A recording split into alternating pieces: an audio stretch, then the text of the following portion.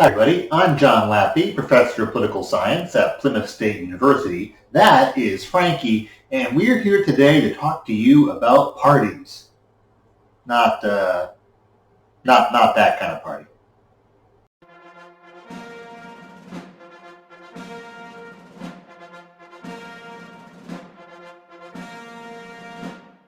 Something people often mix up is party and ideology. I've heard people say, ideologically, I'm Republican, or they've said, my political party, oh, I'm a liberal, which makes sense if you're Canadian, because they actually have a party called the Liberal Party.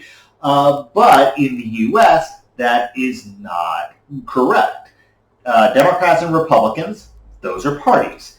Conservative and liberal, those are ideologies. Well, what's the difference? An ideology is a worldview about the role of government in our society. So conservatives, liberals, socialists, fascists, anarchists, etc., they all have different views on the role of government in society. We can get more in depth into those in a later episode. By contrast, a political party is nothing more than an organization that is trying to elect its members to public office. The goal of the Democratic Party is to elect Democrats. The goal of the Republican Party is to elect Republicans. Today, most Democrats are ideologically liberal. Most Republicans are ideologically conservative. That has not been true throughout U.S. history, though. There have been times, a few decades ago, for example, when there were plenty of liberal Republicans and conservative Republicans, part of the same political party. Plenty of conservative Democrats and liberal Democrats a few decades ago, not anymore. So that is the key difference there. Ideology is a worldview, whereas political parties, that is an organization that is dedicated to the election of its members.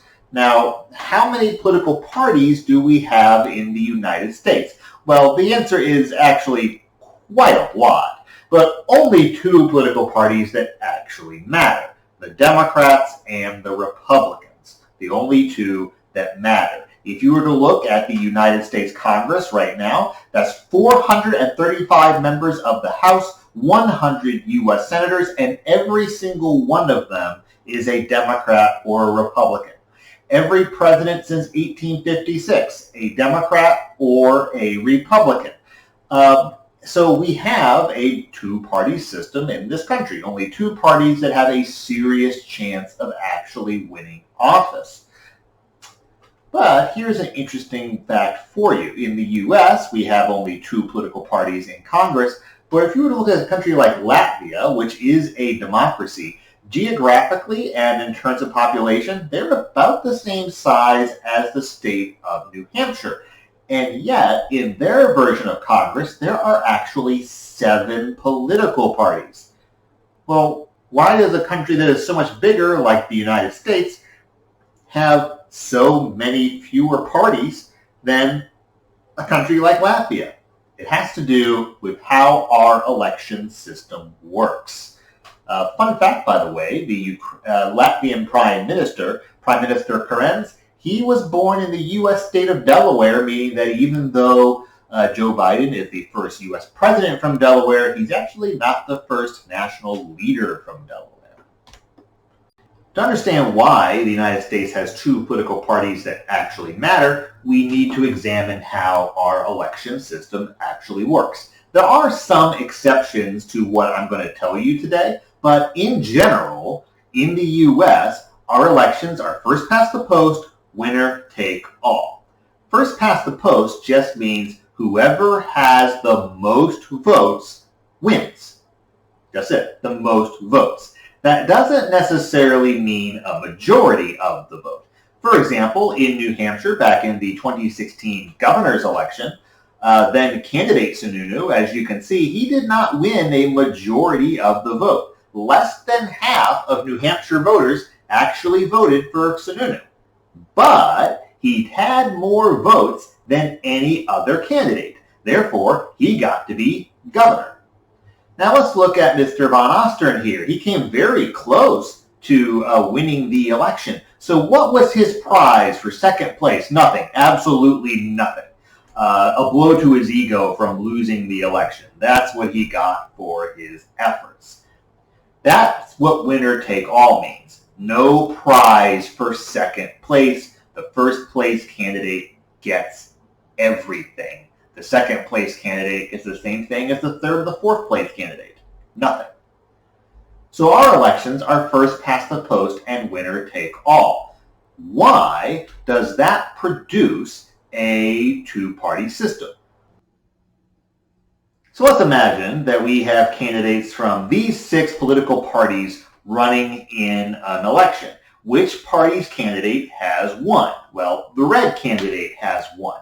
The red candidate earned more votes than anyone else. It's not a majority. It's not even close to a majority. But in most U.S. elections, that doesn't matter. More votes than anyone else. Therefore, red wins. Blue, yellow, orange, green, purple, they get nothing for their efforts. But let's imagine that the supporters of yellow and purple, they have their disagreements with blue, but they absolutely hate red. Well, logically then, since they are so far behind and don't really have a chance of winning, what should they do to keep red from winning? They should vote for blue.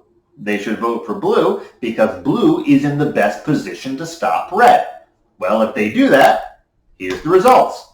All of a sudden, blue wins the election because the blue candidate has more votes than anyone else. But wait, what if the supporters of the remaining parties? Yeah, they have their disagreements with red, but they absolutely hate blue. What should they do? They should vote for red because red is in the best position to keep blue from winning. So even though they would rather their own party win, they figure, hey, red's in the best position to stop blue. They vote for red, and wouldn't you know it, only 2 political parties. That is why the U.S. has only 2 parties that actually matter, because the logic of our election system means that there will only be 2 parties with a serious chance of winning. We've always had a 2-party system in the U.S. We began with the Federalist against the confusingly named Democratic-Republican Party. Then it was the Democrats and the Whigs, and since 1856, Democrats and Republicans. Only 2 parties with a serious chance of winning. Only 2 parties that can govern. One to have power, the other to crave it, and yes, that is my Star Wars reference for the day. So if we look at a country like Latvia, for example, despite being so much smaller than the U.S., has 7 political parties in their version of Congress. That's because their election system is different from ours. They use something called proportional representation, which is a bit more sophisticated than this, but basically if a political party wins, say, 10% of the vote, they win 10% of the seats. A party that won 10% of the vote in the United States across the entire country, they wouldn't win a single seat in our Congress.